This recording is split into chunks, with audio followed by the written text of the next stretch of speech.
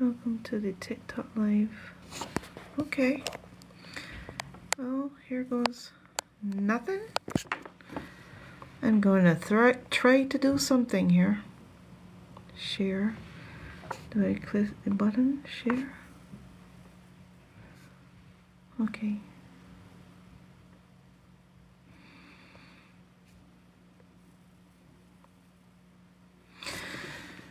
All right. Here goes nothing.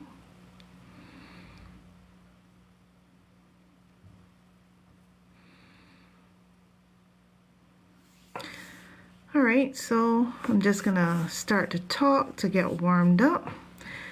This is my second attempt, my second TikTok live. And, you know, I'm just doing this live to kind of practice and to step out of my comfort zone and try to do something that, you know, is new and not comfortable and uncomfortable for me. Try to do something new. And I read somewhere that keep going, we're letting more viewers know you're live. Well, I read somewhere that you can't do a TikTok live unless you have 1,000 followers, which I don't have 1,000 followers, you know, so I didn't even know that. I didn't even know that I don't know if that's true or whatever, but I don't have 1,000 followers. I have a little over 600 followers, and the reason that I am trying to do this live is because I would like to step outside my comfort zone and do things that, you know, do things that challenge me, do things that make me uncomfortable, because honestly, I believe that 2025 is a time for people to step out of their comfort zone and do the things that make them uncomfortable. And, you know, challenge yourself and do something new, do something different. Get comfortable with being uncomfortable. And I'm Letitia. I am an INFJ empath, and one of those I's in an INFJ empath is an introvert. So facing my fears and putting myself out there in front of strangers is not a comfortable thing for me. You know, I kind of started challenging myself and doing more lives. You know, I started doing lives on Instagram recently, and I did my first TikTok live a couple of Sundays ago. And, you know, so I got a little bit more comfortable than I would have been a few years ago, you know, doing this. I got a little bit more comfortable doing these, you know, talking and learning to communicate and talk in front of strangers and do something that, you know, makes me nervous. You know, do something that is different. Do something that requires bravery. And, you know, I'm a lot more comfortable than I used to be. So I'm a lot more comfortable doing it than I would have been 4 years ago. And I feel like the more I do it, the more I practice, the better I get. You know, but I gotta be brave and I gotta face my fears and I have to step out. Okay, so just to let you guys know, I am not 100% familiar with navigating doing a TikTok live. This is my second one, you know, so, you know, feel free to say hi and ask me any questions if you want to ask any questions, or, you know, help me to get comfortable. You know, I just gotta keep talking until I get my flow and I figure out the things that I want to say. But I'm just gonna hang out and introduce myself and do some talking just to get comfortable with doing something different, doing something new. Let me know if there is any issues, like if you could hear me, if everything is good. You know, let me know if there's anything that I need to do differently, because like I said, it is new for me. You know, all I can see is, you know, all the names that are coming up saying that this person joined, but I have no idea, you know, I have no idea if you could hear me well, if, you know, whatever. uh, if there's any issues. So let me know if there's any issues, and I'll just introduce myself. Like I said, I am an INFJ empath. For anybody who may not know what it is, an INFJ is like the MBTI personality type, and I like to share that part about myself because it's a rare personality type, and what it means is introvert, intuitive, an intuitive introvert. I could never get the right order between those two ways, but I think it's an introvert, intuitive, friendly, judging personality. And that kind of personality, we kind of just we have a very interesting way of seeing the world. We have an interesting outlook, towards the world. We have very, very, wait, what does that say?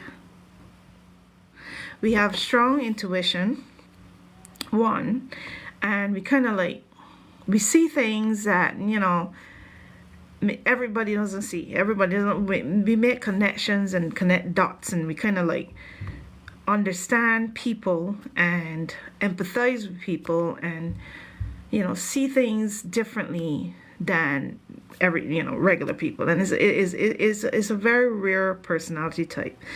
And for me, I have, throughout my entire life, always felt like a stranger on this planet. Always felt like I didn't fit in, and it caused me to really, really struggle in my youth. It caused me to struggle with anxiety. It caused me to struggle with, panic attacks, and just really not feeling as though I fit in. It's only maybe, I don't know, maybe I wouldn't have the number correct, but less than maybe 8 years ago. Oh, in 2016, yeah.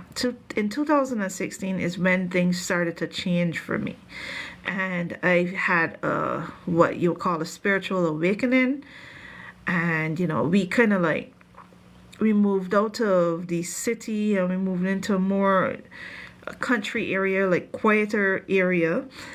And I feel like after spending enough time in the country and in enough time in more open air spaces and more quiet spaces, and I was able to start processing life differently because, I started to overcome a lot of my anxiety. And I really thought that it was just God. It was just some sort of miracle. I just all of a sudden overcame my anxiety. It's only in recent years I had the epiphany. I started to understand that it was actually science, really. I started to overcome my anxiety because of the change of environment. And I only really figured that out when we kind of left our rural. We moved into the suburbs, so that was a quieter space. We had a backyard and everything. We moved out of the city into the suburbs, and then from the suburbs we moved into a more rural area where we lived on a bigger piece of property, and like on a farm. And then we had to move off of the farm, and we stayed at a friend's house back in the city where we came from. And when I went back in the city, I realized that it was so noisy. It was noisy and stressful, and I was overstimulated, and it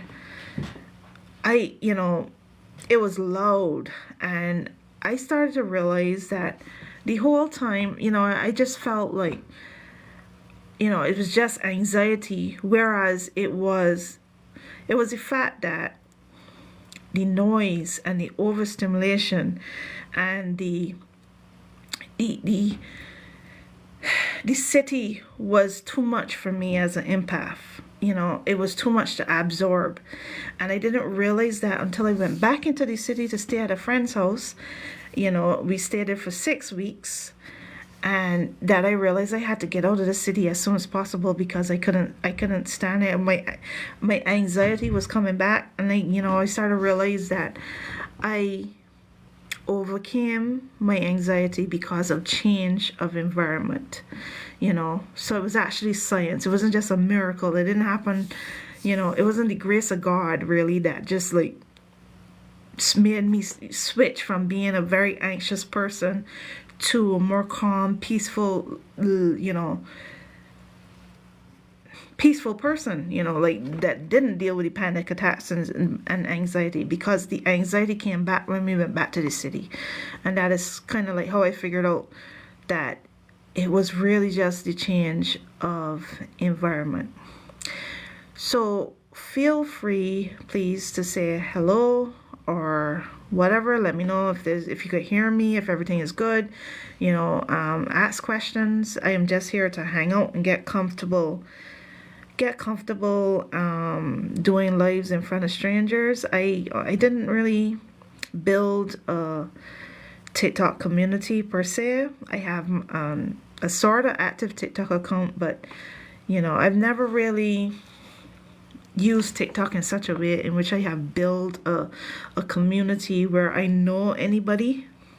I usually just come on and I check out other people's posts, and I more like listen. I'm more like a kind of the kind of person that visits TikTok and kind of listen more, and try to post some things. But I post things and I never really had the comments open.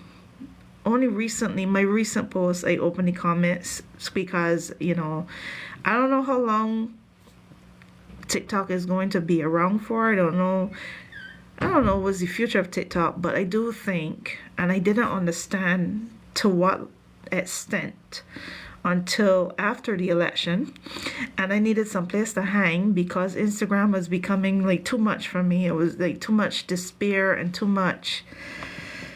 It wasn't.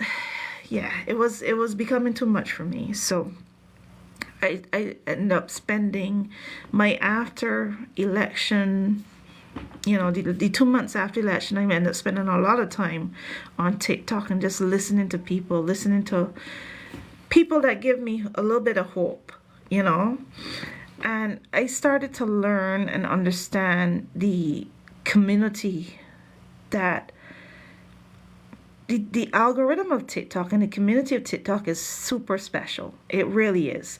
There's nothing like it. And I didn't understand that experience until I kind of ran away from my more comfortable apps, like, like I said, Instagram, because I felt like Instagram was more, I could control Instagram a bit more. And as an introvert, that made me comfortable.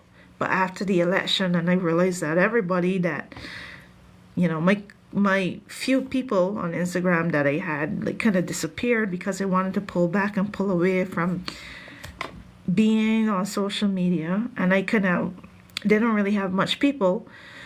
I kind of realized that keeping your community small is not always beneficial, and it definitely isn't beneficial now. Now more than ever, I feel like we need more people. We need more community. We need more people that we could count on, and that we could support each other. And that, like I said, as an introvert, I was comfortable keeping my community small and isolating myself and not really like trying to build a community. And it's only after the election that I realized I need to build a community. I want to build a community. I think that we need community now more than ever. That's the truth. So I hope you guys have a community. I hope you guys have people. Because we need people. I personally do not have a lot of people, and that was fine for many, many years, but I feel like now I am ready to step out. I'm ready to step out and find my community. It doesn't matter if I don't have to go viral. I don't need a big community. But I do want to find my people. And I realize that in order for me to find my people, I have to try things and step out. I really gotta experiment and try things. So, like I said, if you could say hi, if you could comment, because I really don't know. Is it open for people to comment? I don't know. I don't know. Yeah, like I said, I saw on I read that you need to have at least 1,000 followers to do a live, and but I do not have 1,000 followers, and I think I'm doing a live. I see people joining, so I assume that I'm doing a live, and if you could comment and if you could say hello or whatever, feel free to say hello. Feel free to say hello and ask questions, or just say hi. Just say hi. Yeah, but like I was saying, it's really important for us now. It is important for us to find our people and to have a community, to build to find community and reach out. Yeah, reach out, find our people, find community. So, yesterday was a very, very hard day for me. And I am wondering if it was a hard day for you as well. It was a hard day for me because, as I went on, so it's Blue Sky, and I learned all the things and all the like. I got the information of stuff that's been going on with this administration and this madness and this craziness. And even though like, you don't go too deep, follow too deep down these rabbit holes and all these like, you don't try to get all the details because it's too much and it's overwhelming. Even just the basics that just the stuff that it's just like, it's horrible. It's absolutely horrible, and some days are harder than others. And I had recently posted on a video on YouTube where I said, okay, I felt like I had passed the threshold of being triggered by the madness and this administration, these people, right? And they were like, it's like if it was like, oh yeah, right, you think so? You think that you passed the threshold of being triggered? Right. And yesterday, all the stuff that you hear, you're hearing about the shenanigans with this, like, this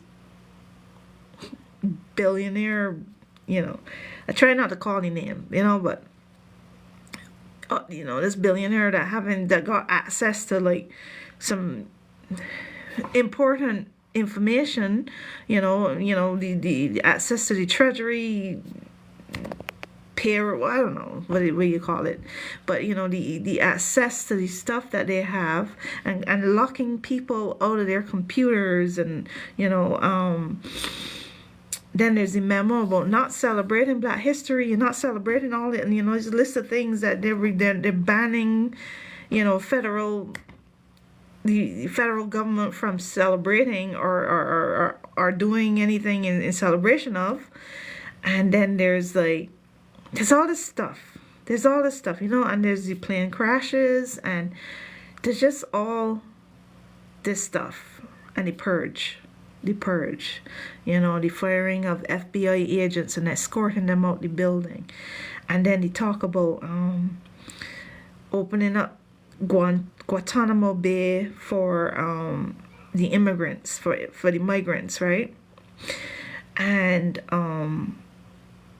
all this stuff that is very, very eerily similar to the 1930s, 1940s period, right? In the World War II period. And it's just, you can't help yourself. You can't help yourself. Even me, who considers myself to be a light worker, right? So I consider it my mission, my goal, my purpose. My purpose is to hold the light, right? And to encourage people. And I try to put efforts towards being my best self, and taking care of myself, and not taking on this information to the point that I can't function, understanding what this moment is all about, and for the most part, just trying to hold that light, But you can't help yourself at some points. It is so much that you are triggered. You are triggered. You have to deal with how horrible it is, and how, it's just absolutely horrible. And yesterday was one of those days where it was like absolutely horrible. I couldn't function really. Like I had to try to take a nap because it was just too much. It was too much, So that was February, the first day of February, and I'm curious, what does the rest of the month have for us? I could tell you one thing. Whatever the rest of the month have for us, we strong enough. We strong enough. We can have bad days because sometimes it's be too much. And, you're going to have bad days. You're going to have days where you're going to really have to take care of yourself. You're going to have to do everything you can to pull yourself out of that, breathe and to find a way to pull yourself out of whatever the negative feelings, the negative energy, whatever, fear or anxiety or despair or stress and all that negative stuff that they're trying to get us to drown us in, right? They're trying to get us to just like give up and drown in it, right? Some days you have to pull yourself out. You have to do the best you can to pull yourself out. Or you just have to get through the day, however you can. Like for me, I had to lay down my back for most of the day. Hold on a second. All right. I had to lay down my back for most of the day because I could just feel that energy inside my, I could feel it in my back. I could feel it in my chest, and it was just heavy energy. And even after I took that nap, I got up and I still was feeling it. I just could not shake this heaviness, and I wasn't able to shake it till like 11 o'clock in the night, like late. So let me know. Just feel free to say hi. Feel free to say hi, say something, talk to me. This is my second live, and like I said, I'm just talking and making myself acquainted with it. I have no idea if how it sounds from your end. I don't know. So just let me know. Just let me know if you feel comfortable. Let me know. Say hi. But yeah, yesterday was hard. Yesterday was hard, and I've had days like that in January. I've had days where it's so hard I can't function. But the following day is always better. You just sometimes you need to sleep. You need to sleep, and you need to just survive that day and make it to the next day. I think that we are strong enough. I think that we are capable. I think that we can do this. I feel like we have to be purposeful and intentional with the daily choices that we make.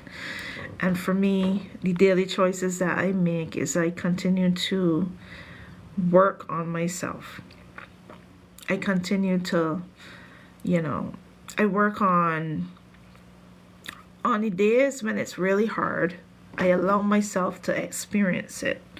I allow myself to make it through it. I just try to get through it, And if all else fails, if there's nothing else I can do to get through it, I try to take a nap or something, just get some sleep.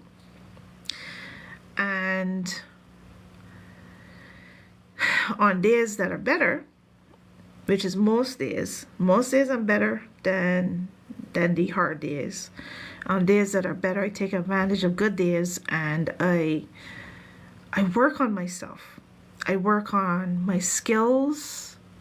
For me, my goal is to build a platform to because I feel like, to be a better communicator and a better messenger, because I feel like I am a messenger of truth, love, and light, a light worker, like I said. I feel like I offer messages of hope. I also feel like I'm a very insightful person. I always have been. I visualize things and I see things and I see connections, and I'm very good at metaphors in terms of like being able to draw visuals, like to explain what it is that I see, the vision that I see. And I feel like that's my purpose. I feel like, after the election, I figured out what my purpose was. And my purpose was to be, a light in the darkness, because I know that it's hard. It is very, very hard. And I know that a lot of people need to hear messages of hope. And it's really, really hard to find that hope. Because the hope now is going to come from smaller spaces, because the darkness is kind of like, it's overtaken like the space, and the darkness is taking up more space, more space than it should, right? Because this darkness is trying to like take over and control everything. It's trying to bury us in the darkness, right? It's trying to cover us so we can't see anything. So, I feel as though, and this is why I chose this filter. I love that the light that is shooting from my eyes. I just love this filter. I chose this filter because this filter is to represent how I see myself, as that star, that light, right? Somebody that needs to hold the light, because I am not the type that is going to, I'm not going to really, so what do you say? I'm not going to be, even though I just like everybody else, I know I could see the wickedness, I could see the horribleness of the situation, right? But I don't build up that rage and that anger and that, I'm not really a part of my personality, really. Even when I get angry, I don't stay angry long. I don't hold on to anger. It is not that anger is bad. It's just that me personally, I'm not able to hold it, and it doesn't matter how awful the person is, the situation is, whatever. I don't hold that anger. I don't hold that grudge. And the reason I feel like the reason that I don't do it is because, like, I feel like anger for me, like, people have to experience their feelings however they experience it, right? But for me, I feel like anger, it hurts, it's painful. It hurts me more than it hurts the person that I would be angry at. So I feel like when I hold on to anger, even though I can't really, but if I tried to hold on to anger, or I try to hold on to negative feelings, I hurt myself more than I hurt the person that pissed me off. It is not a good release for me. Like, when I feel as though I am upset by something that I cannot control, I feel like I need to bow.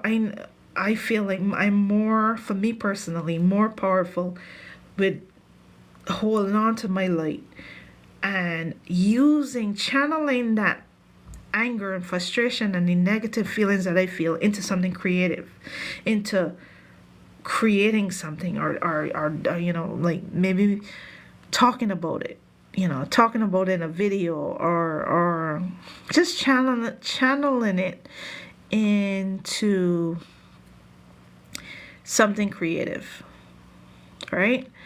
So that's just for me personally. I feel like everybody just has to deal with their own emotions, like, we are all different. And they got some people that their anger is how they release. You know, they might need to break something. They might need to release and just yell into a pillow, or go outside and scream into the woods or whatever. They need to get that out in their own way. Like we each have to figure out how we release those feelings, that tension in our body, and the frustration and the negative feelings we have. We need to figure it out for ourselves. And I figured out that, like I said, anger hurts me. If I try to hold it, then it is not that is not the authentic me. That hurts me more than anything else. I'm just punishing myself. So that's how I know that I'm a light worker, because there's a very, very powerful light inside me. I kind of like, not saying that I'm not aware of darkness, or I don't I don't feel negative feelings, or I don't I'm not just saying, not saying all that. It's just that for the most part, I am a person of that stays in the light more than I stay in the darkness. Yeah, it, like I said, the darkness hurts me more than anything else. So, like I said, feel free to say something or ask me anything or whatever, or just help me. Just let me know. Like, can you hear me well? Is everything good? Like, any questions, anything that you need to know, anything you want to know. So another thing about me is that I currently live in the US. So as an INFJ empath, I am in that US energy. I'm here in the middle of it, and it is intense. It is intense. The feelings, the energy, right now is very intense. And honestly, I've never experienced anything like it. I kind of was hoping that this isn't where we were going to end up.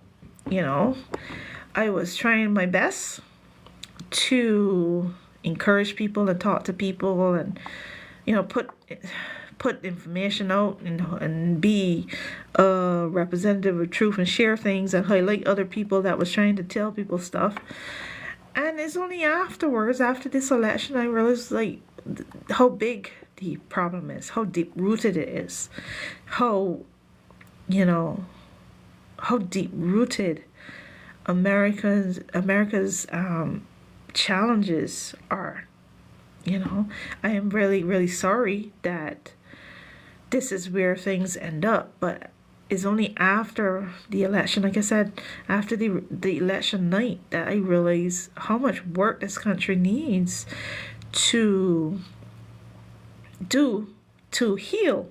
America has a lot of shadow work to work on, and the first thing that a lot of people in the country has to do is to realize what the problems are. The first thing that needs to be dealt with is the ego that says that we're the greatest, and there's nothing wrong with us. And if the country, like, if you have critical things to say about this country, or the people in it, or whatever, critical things to say, then you're not patriotic enough, and all that kind of stuff. And all that argument usually comes from one side more than the other, right?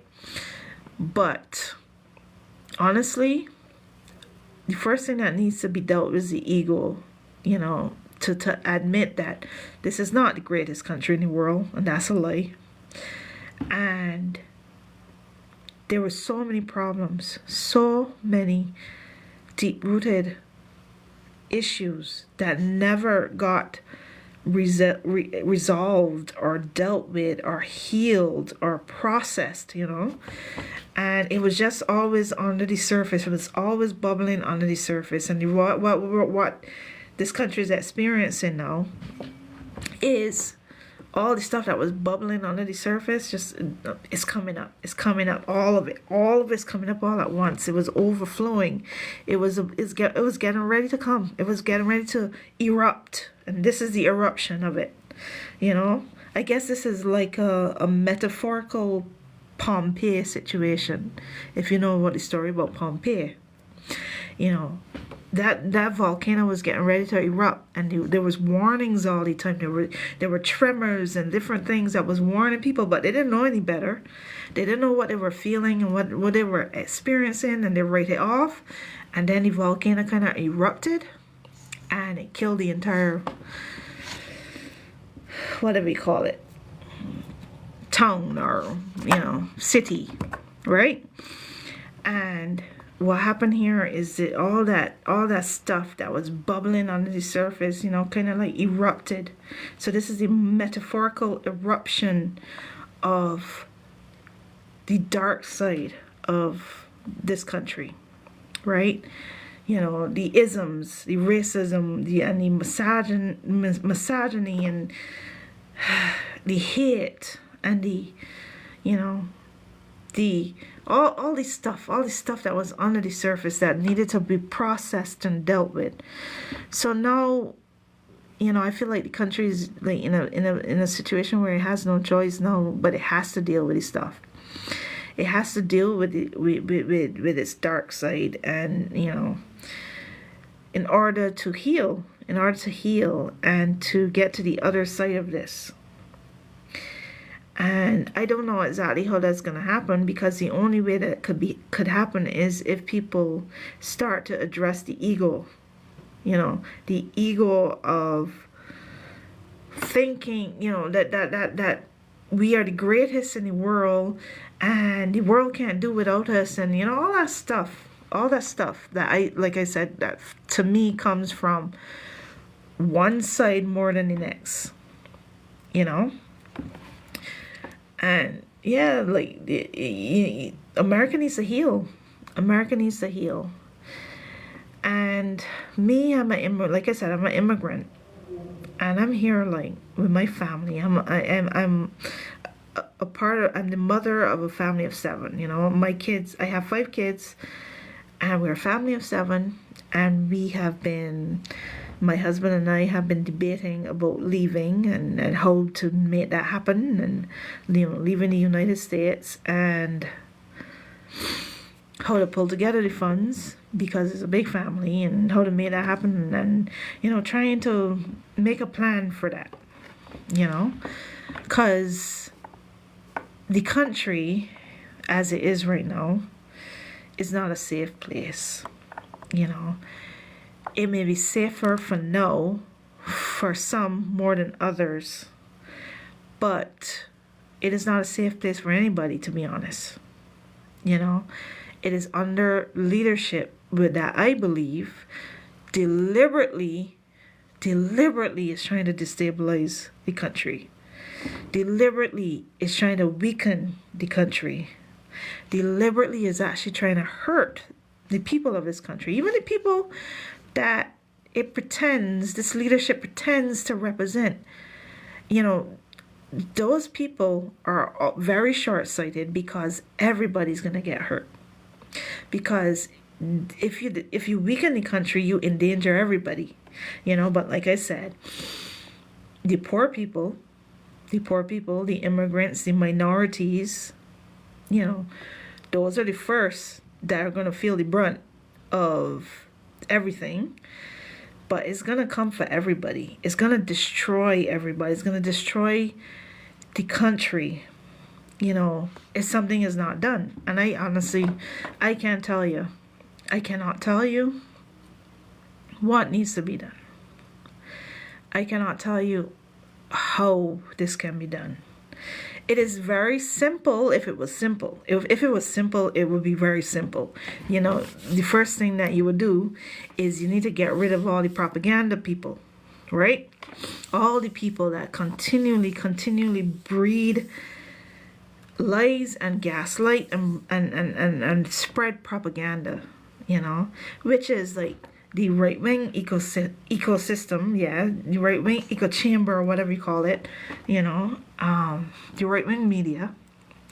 But now we got a weak so-called mainstream media, corporate media. That's a weakened corporate media, right? So I don't know. It for me, how I see it is the best chance is for enough people, the actual people, to, like I said, deal with get comfortable with being uncomfortable, deal with the shadow work, heal, deal with that ego, the ego that says I don't need to do anything to improve myself. I am who I am. I was born this way, and I have a right. And that ego, like remove the ego, or deal with the ego, and start to see the humanity in each other. Start to see the humanity in each other and the need for one another, and how everybody works together we're dependent on each other, and we work together to create a society where we can all survive. Everybody has a part, and the disruptors, the ones that are really destroying our chance of survival, are the greedy people. The people that just can't get enough. They just take, and they don't want to share. They don't want to share. They want more than their fair share, and they just want more and more and more. And leaving nothing for anybody else. So like that is, so that is like. It's not simple. It's simple, but it's not simple. It's the easiest thing in the world, but it's not. And I don't know the solution. I don't know how people are going to change. It has to start within here. It has to start here and come outward. And that is why I feel like, for me, I can't fix people. I can't change things. I can't carry the world on my shoulders. So what I do, I work on, for me, I work on here. I work on here. This person, and I work on my communication, and I work on doing more of this, and hoping that I can inspire other people to think about how they can make the changes that give other people permission who wants to make the changes, to deal with our shadows, to process and deal with the dark side of ourselves, and come to the point of seeing humanity in each other, seeing our responsibility as caretakers of the planet, and our responsibility to help each other. Because one of the things that I think is a problem is isolation. People isolating themselves from each other and just doing their own thing, and everybody just carrying the burden, the challenges of life by themselves. And I don't think that we were designed to do that. We were designed to work with one another, and that's what makes TikTok magical, because in a way, TikTok has made it possible for people to find their people and build communities. And I don't know what's gonna happen with this app, because I could understand. I totally get it why people in power wanted to either control this app or shut it down, because this is a powerful app. This app is magical, And I feel like it's powerful because, like I said, it enables people to create community and to find their community even even when you're alone, even like from your own your bed, from inside your bedroom, from inside your hospital bed, from wherever the heck you are, you find your people. Hold on a second. You find your people from wherever you are. So you could just come here and you could talk to people, and people will take the time to listen. Your people will stop. They will see you and they will stop and they will take the time to listen and be like, okay, this person sounds interesting. Let me find out more. Let me listen more. Let me get to know this person. So that is a beautiful thing. That is a beautiful thing. So I'm going to get ready to close off this live, and once again I said, feel free to say hi, say something, talk to me. Let me know if I am doing this right. You could hear me fine, like it's you hearing me. Feel free. But I'm gonna get ready to close this live by sharing the last 3 poems that I wrote lately.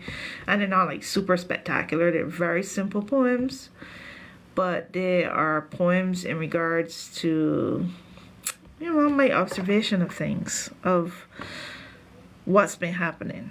What has the revelations that have come to light since election night. So the first one I wrote, right? Simple poems, nothing too complicated. If I mess up reading it, forgive me, because I didn't even practice. I just now reading it. You might even got mistakes in it, for goodness sake. But nothing too complicated, just a simple poem. But it's called World Domination.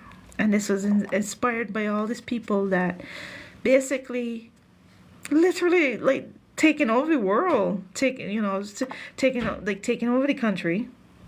The most powerful country in the world.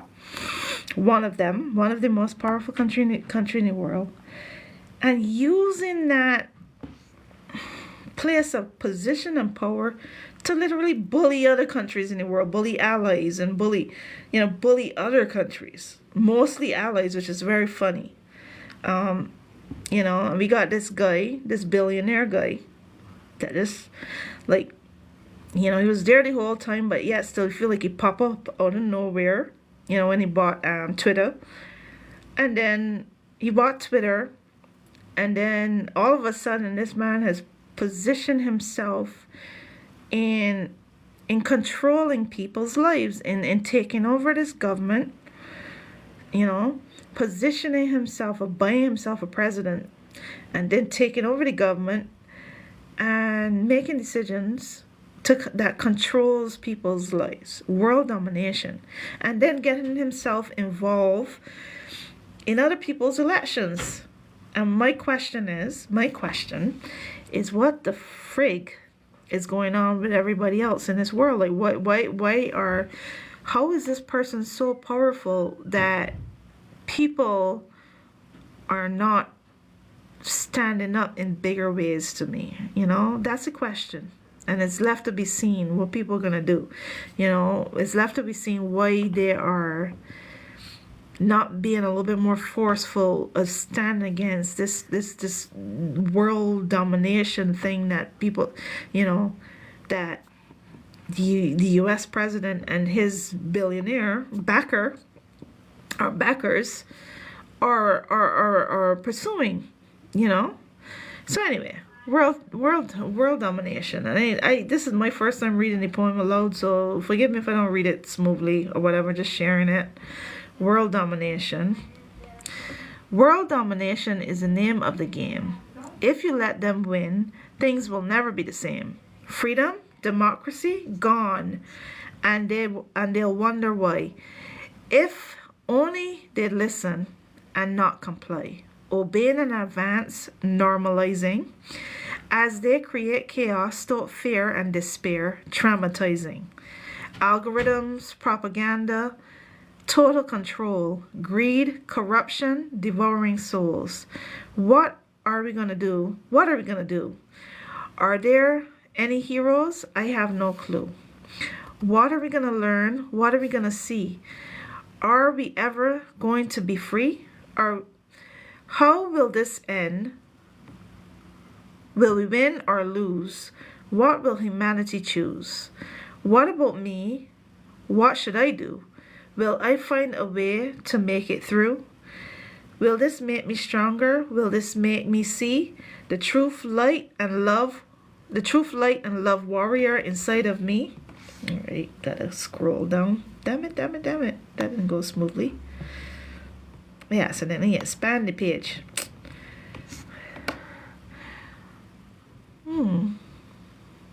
Will we win? Will we come together? Defeat the darkness, save each other.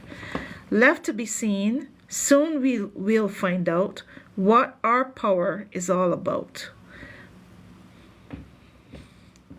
And I don't think I finished that poem. I have another line here, but that does not seem like the ending, so I'm going to leave it. I'm going to leave it there.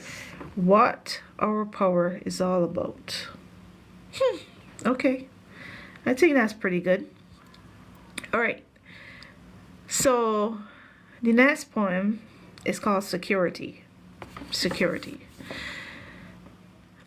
Actually going to leave that for last. The next poem is called Blame, and this was very short, very simple, and it was inspired by the whole blaming the plane crash on DEI. I did not actually see that press conference. I just heard people say, you know, blaming the plane crash on DEI. Wow. Okay, so blame. Blame. Shame. We know there's no shame. It's all just a game. More of the same, driving people insane. You know the name of the ones that blame. You know the name of the ones that blame. Not an ounce of shame. It's all just a game. Just more of the same. So damn lame. Wish they'd never came. Shame. Just a poem we wrote for fun. Blame. All they do is blame. And this one, security, you know. And I wrote this one because, like, for frig's sake, 2 plane crashes, one after the next. That's insane. That is insane. And then you got all these executive orders and all these actions being taken to hurt people and to make Americans and the people that live in this country less safe and the world less safe. And that's crazy. So, this poem is called Security. A fascist America is not a safe America. A divided America is not a safe America. A partisan America is not a safe America. A lawless America is not a safe America. A clueless America is not a safe America. A deceived America is not a safe America. A hateful America is not a safe America. An ignorant America is not a safe America. A selfish America is not a safe America. An oligarch America is not a safe America. A racist America is not a safe America. An ideological America is not a safe America. A corrupt America is not a safe America. An egocentric America is not a safe America. An unchecked capitalistic America is not a safe America. Up, through the cracks it rise, revelations, truths revealing all the lies. Why now is America less secure? Because they lied, divided, and lied some more. Why now is there so much contention? Because many took too long to pay attention. Are they paying attention now? I don't think they have a choice. Yes, if they don't make some... Yes. Oh, will the danger reach them?